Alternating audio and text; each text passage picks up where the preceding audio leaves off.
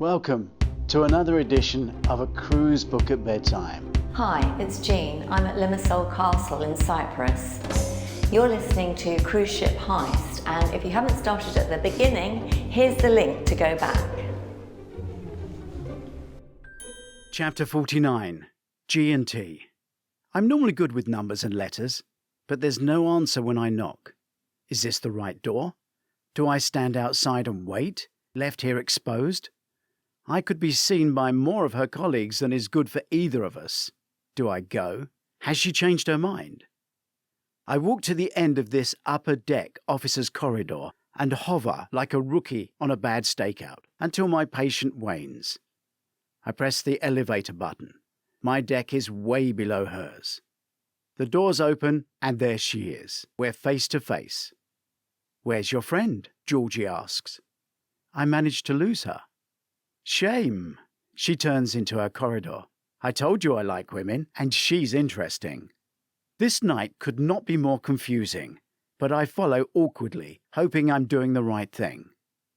It was a dinner for me to meet Aurie's new man, a cadet. I know. Georgie turns to me as she stops at her door. "Jill's incredibly attractive for an older lady," she says, backing in. I follow and catch the door before it slams, letting it gently make a slow metal click. I did not want the usual thud to announce Georgie's return for the night. "Who was the female officer with Hunter?" Georgie shakes her head. "Didn't see. Why?" It's my turn to shake my head. No. To contemplate the madness of the suggestion. It bugs me. I don't normally get faces wrong. The woman at the airport is etched in my mind. "What?" Georgie asks again, ducking into the mini-fridge. The light goes on as soon as she opens the door. It is packed full. This is her living room, kitchen, and bedroom for months on end. For her whole life. "How long do you do on board?" I ask. "Long enough for you to come back a few times. Most of your audience changes every 2 weeks." "Most?" I ask, confused. "We have a few who almost live on board. No idea what they see in it." "Aren't you supposed to be more positive?" "I am. It's great for a holiday, but those of us who work here look forward to getting off." She smiles, pouring 2 gins, then adding tonic. "It's worrying you, the woman with Hunter," she focuses. I apologize. It is, and it shouldn't distract me. "Let's get it out of the way. Who was she?" Georgie asks. That was my question. "She looks like the woman arrested at the airport." "The drug smuggler's wife who we thought would be dead." It sounds crazy. She was in Officer White's. "More than crazy," Georgie agrees. "Why would he be with her? How would she get on board?" "Well, he of all people could get anyone on board and put anyone in Officer White's." It's an outrageous idea, and all I offer is a shrug in agreement. I sink my gin, having missed out on the one I ordered with Jill just minutes ago. I hope she's not ringing my room, or worse, knocking on the door. Georgie's glass is also empty. She is slowly unbuttoning her front-fastened dress, bottom to top, staring me straight in the eyes. This is an act of perfection. Had she started with the top button, she would have ended bent at the reveal stage. The dress begins to reveal a lack of underwear. The mood has changed. Georgie is a magnet, and her eyes steal me. The last button is released, and her dress drops off her. She stands naked, in heels, as if it's a party trick she knows works well. I feel I should applaud, but I'm spellbound, stunned and excited. She is waiting for my reaction. "You do look the same shoe size as her," I manage.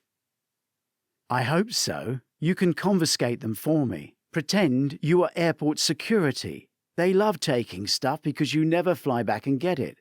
It's just stolen." Georgie steps forward, and we kiss. Chapter 50. A Sea of Red. A morning which could have been filled with embarrassment and awkwardness has energy driven by a schedule.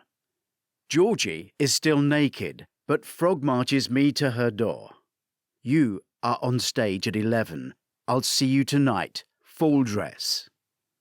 I linger in the corridor, wishing to be caught by Manesh, wishing to throw his perception of Miss Georgie upside down. But although his trolley is there, he is nowhere to be seen.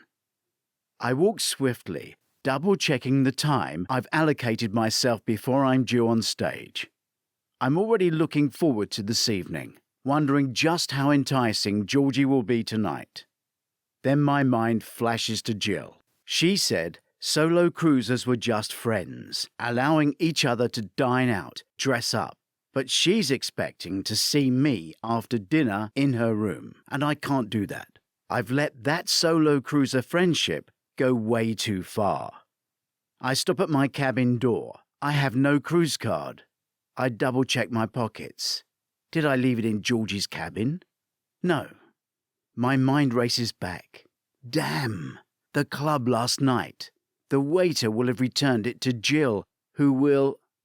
No. Will she be inside? My stomach sinks. I raise my hand to knock on the door, but I can't do it. I can't face her. Hello, sir. My cabin steward is approaching from his utility trolley, just 2 doors down the corridor. Kayan, good morning. I thought I heard you inside, I say to excuse myself, standing outside with a raised hand. I've left my key in the cabin. Would you mind letting me in? The door solenoid clicks, and I'm free to go inside, but I hold the door closed. If I was working inside, sir, the door would be open, always.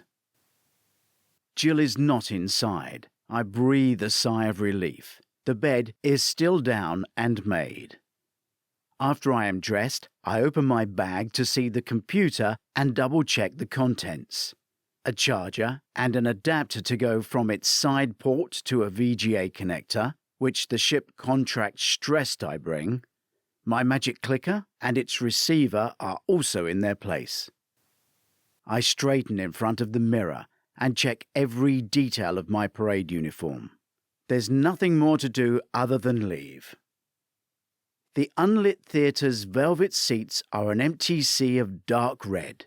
2 passengers wander in slowly, lost, with too much choice as to where to sit. Eventually, they choose. Nowhere near each other.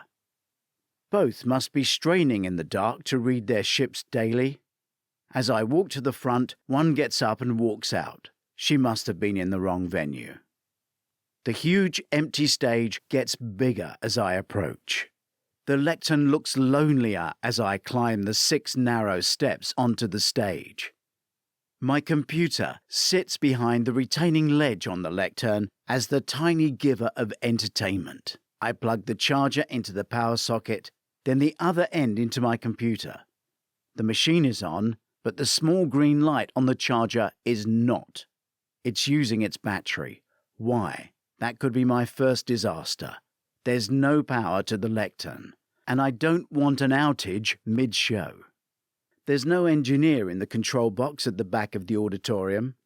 I look at my watch and see it's still early. A small sound lead, already plugged into the lectern, fits into my sound out, and the roll of VGA cable on the floor connects to my adapter for a picture. Where's the screen? If only there was a screen and a working projector. My audience has gone up. 3 people are now waiting. Another one appears. No, they are confused and walk out. Lights flash on in the control booth, and my engineer waves to me. 30 minutes to showtime, on the dot. It must be the start of his shift. With nowhere else to go, I wander up to meet him. There is a huge sound desk and an impressive light desk. On a button press in the box, the screen on the stage rolls down on its electric motors. I could stay back here, operate everything with my clicker, and do a remote commentary, as I did for the canal. You have audio? He asks. Yes, I say, clicking the slides forward to a video clip with sound. The engineer checks his fader, desk, and cables. No, I have nothing. Is your volume up? I nod, but we have a problem. I head back to the stage, passing my audience, now almost in double figures. At this rate, I could entertain this crowd in my room, and they could all look at my screen. My volume is up. I remove the lead from the side of my machine and hear it play on my internal speakers. I put it back in, then check the other end is plugged into the lectern. It's not. It's plugged in just enough to look right, but unplugged enough not to work. The sound kicks in as I reseat it properly. Was that an accident or a low-level petty sabotage? The engineer gives me the thumbs up from his booth, and I hold up the mains plug to indicate that I have no power. I'm going to double-check everything that could disrupt my show. He arrives with my microphone, and I watch him check I have cabled everything correctly, and I see the mains electric the lectern goes into, in the stage floor. My introduction by one of the hosts marks the point of no return, and I approach the stage from the back of the auditorium, which gives a longer, grander walk in. There is a very full applause. God bless the uniform. The rest should be easy.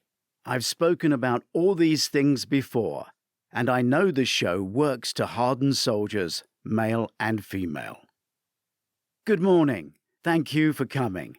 I know there are many wonderful activities all over the ship. Those who are expecting line dancing, sorry, you're in the wrong place. That's in the atrium. And handicraft is upstairs in the crow's nest.